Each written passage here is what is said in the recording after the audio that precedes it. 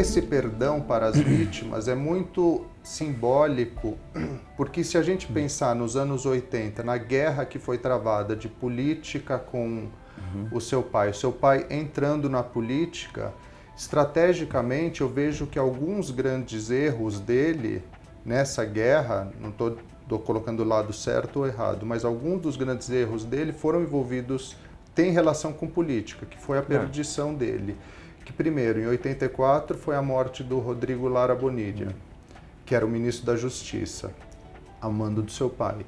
Em 89, o assassinato do Luiz Carlos Galán, que era o candidato que provavelmente ganharia a eleição para presidente. Seguro la ganava. E logo depois, o atentado à bomba contra o avião da Avianca, onde morreram 110 pessoas e estaria a bordo César Gaviria, que não estava a bordo.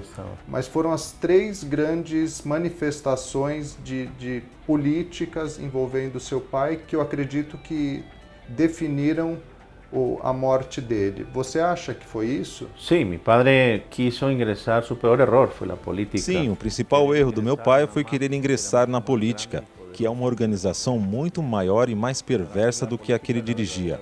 Para mim, a política é o verdadeiro crime organizado, com respeito aos poucos políticos honestos que existem. É incompatível a atividade de traficante com a atividade política. Pero fíjate que isso não ha cambiado muito. Se você revisar a história recente da Colômbia, vai ver que não há muitos políticos presos por seus vínculos com traficantes, grupos paramilitares e de guerrilha. Nem sequer havia quórum para aprovar as leis, pois os senadores estavam tão envolvidos com a atividade de narcotráfico que nem havia senadores suficientes para votarem as leis. Então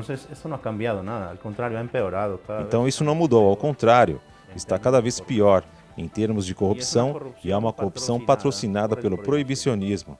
Desde dessa época da sua reconciliação, você mantém contato com os filhos do Bonilla e do Galán ou não mais?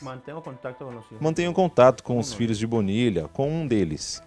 E voltando quando vocês tiveram que sair da Colômbia, vocês primeiro tiveram o acesso à Alemanha negada, que foi muito próximo da morte do seu pai, que eu imagino que também foi algo que desconcertou muito e ele começou a quebrar as regras de ouro dele de segurança, que levou a ser encontrado.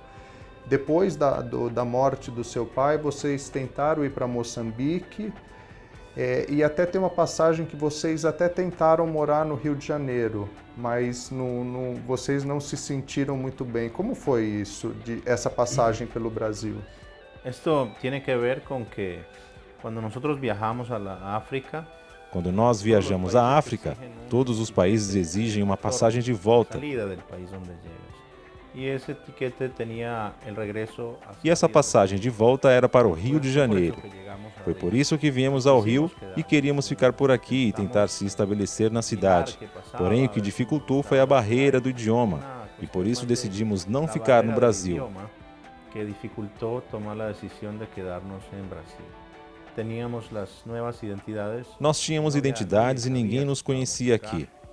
Finalmente, o idioma foi o que ajudou a decidirmos ficar na Argentina. O idioma foi o que jogou a favor de ir à Argentina. Por solo dia que dormimos na Argentina. Quando chegamos à Argentina, recebemos um visto de 3 meses como turistas. E para nossa família, 3 meses era uma eternidade. Isso nos deu a certeza de que, naquele momento, a Argentina era a melhor escolha. Entendi. Como era o seu pai? A gente conhece ele patrão do narcotráfico, a gente conhece essa figura. Como ele era na intimidade com vocês, com a família? Era engraçado, era nervoso, era severo, era tranquilo? Meu pai era muito tranquilo e extremamente carinhoso comigo, minha mãe e minha irmã, e com a família de um modo geral. Era um homem muito dedicado a me criar com valores humanos, que, contraditoriamente, ele não praticava fora de casa.